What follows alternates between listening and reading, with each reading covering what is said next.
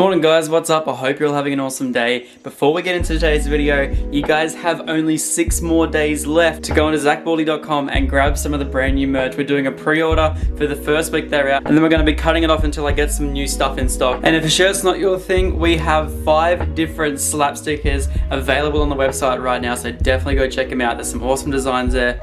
So yeah, make sure to jump down the link in the description. It's all going to be there. Let's get into today's video. Alrighty, so on today's video, there's a few things we're going to be doing to all 3 cars.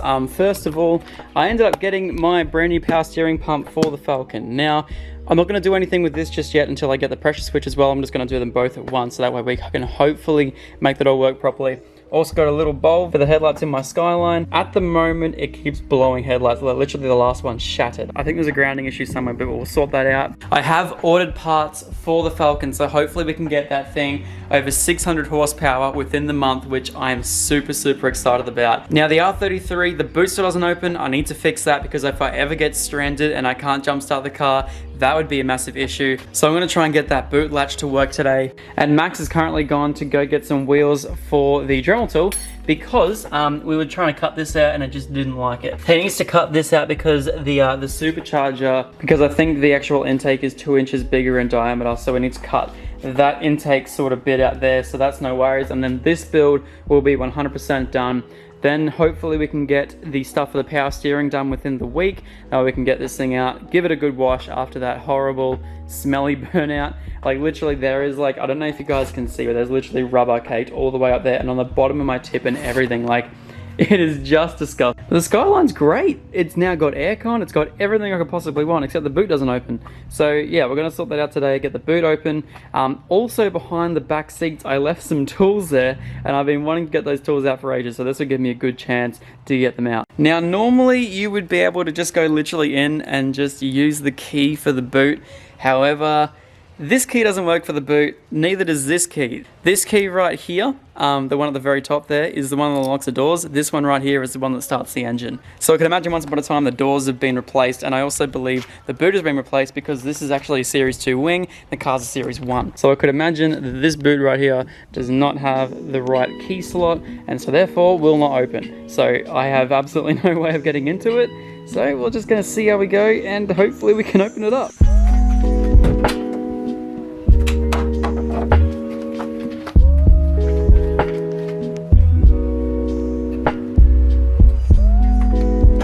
Oh no, I got the wrong brightness. Oh, that's just tragic.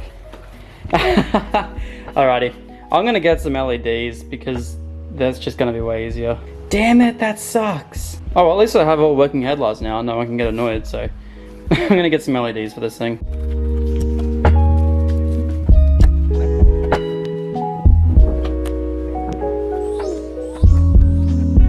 Rightio, so now to completely taking apart the arse end of the car, gonna grab my Ryobi light, and if you guys can see, I'm gonna quickly see if I can just wedge this down in here somewhere. That kind of works. So if you guys can see, down the very bottom of the boot latch there is a little slider pin. Basically, you can move that up and down, and I believe it's what's called on the Skylines something like a valet mode. And basically what it does is it changes from being able to open the boot from in the car to only using the key from outside. Obviously, because we can't use the key outside, we don't want valet mode on. So I'm going to quickly switch that and hopefully pray to God that my boot will open. So we'll see how we go. So there is no crawling through that, so I'm going to grab my breaker bar. A lot of people grab like broom handles and stuff, but I'm just going to use this, see if we can get it, and flick that switch. Right, yeah, so I managed to get that little tiny latch, if you can see there if my camera focuses. Yay, I managed to flick it up. So what I used this, which was the end of my upstairs broom. So now, fingers crossed if we pull the tab. Yay! It opened. I'm happy. Oh, absolutely stoked. So what happens is these little latches right here, whether it's just me bumping it or doing something weird, they slide down like that. And when they're like that, they don't literally latch onto anything. So they just simply move back and forward and they don't grab. So when they're up like this, they actually work, and yeah, you can actually open the boot. So yes, all fixed now, thank God. So yes, thank you random person on R33 Owners Australia for showing me that tip. I fixed it, we're all sorted now. Now to put these rear seats back in.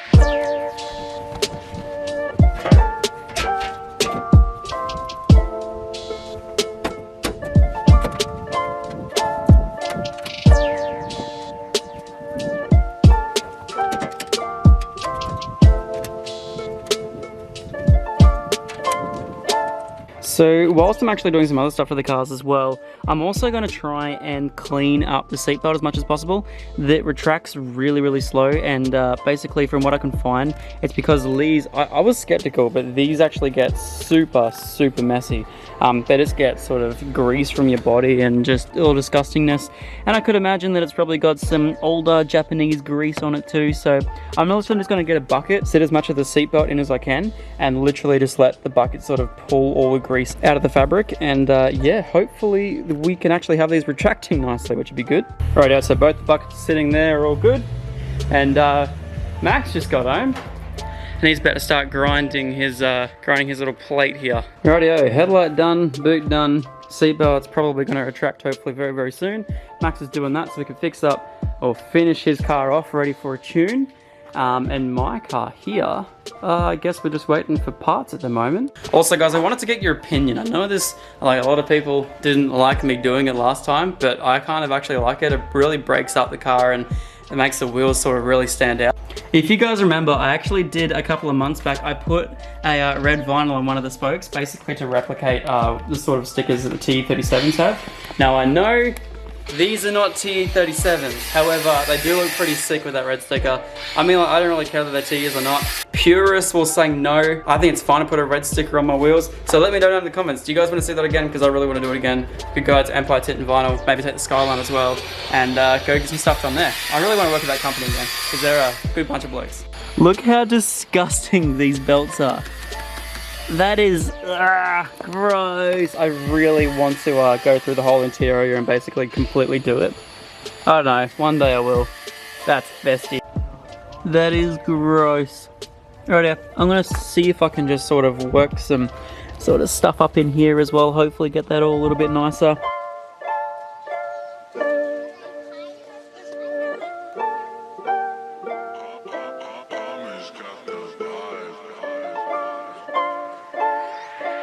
So this right here was the passenger side water. Remember, this was nice and clear.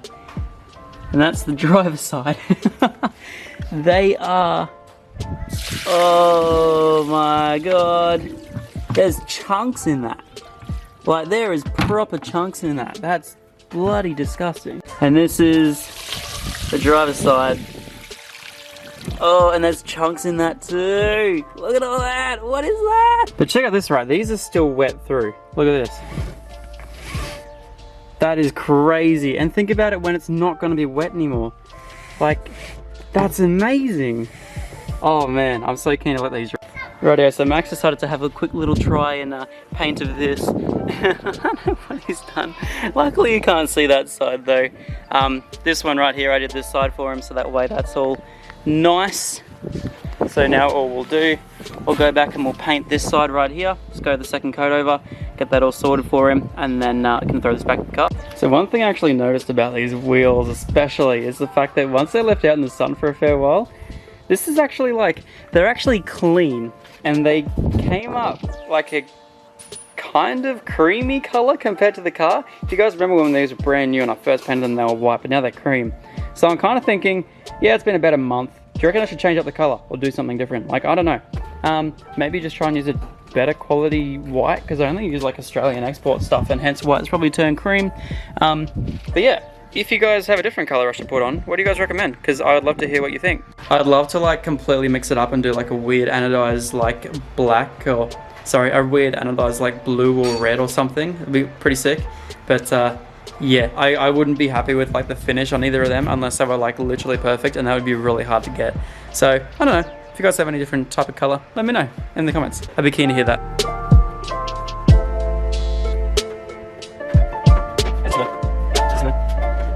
So one thing we noticed when trying to fit the new airbox was the fact that we couldn't get it around this section right here, which is the new coolant line. So what we're gonna have to do in this section here, we're just going to basically cut from there and then around to there as well. That way still trying to retain the fact that it's a cold air intake, keeping all the hot air out, and we can still fit it around that coolant line and a couple of other hoses we've just added in there too.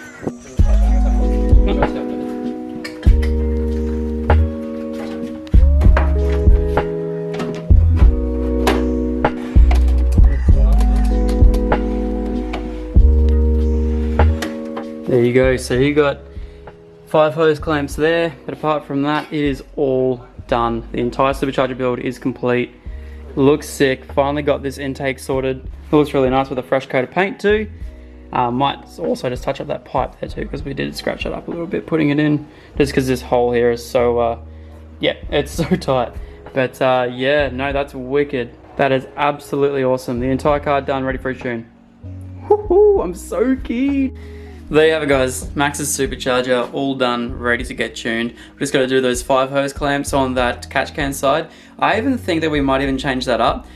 Gene messaged me after we basically redid the video, and he said the way that we had the T-piece sorted, or the Y split there, kind of defeated the purpose of having a catch can there. He said it may still work, but it would be better to put the Y piece closer towards the catch can, so that way obviously the bit from the supercharger and the one from the left hand side rocker cover sort of doesn't, you know, cross sort of contaminate I don't know what I'm trying to say, but you guys gonna get me. It's the Y piece is too close between those two there, and it could just, you know, kind of defeats the purpose of having the oil go back into the catch can instead of just having the oil go between those two places instead of going where it needs to go back into the catch can.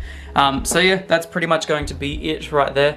I just realized how much I've lost the bedroom wall. This is so Sarah. Like, oh, I've lost it, guys. Look what happened to our bed. That was a nice dark timber, and now it's gone. Look at this, my old bedside table. Oh no, I've got a ceramic llama and a plant on my bedside table. What is that? Anyway guys, as I said before, please do consider going and even just checking out the shop. I really do appreciate everyone that goes out there, and let me know in the comments what you think of the new designs, because I am super stoked. Like, I absolutely love the crap out of these shirts right here. I love this little ZacBaldy logo on the front. I love the back design. I don't know whether I'm going to be able to find it. There we go. You guys can kind of see it. It looks sick. I'm so happy about how they came out, and I really hope you guys are so keen on it too, because I am, and I'm like, oh. Anyway guys, thank you so much for watching, and I'll see you all in the next one. Peace out.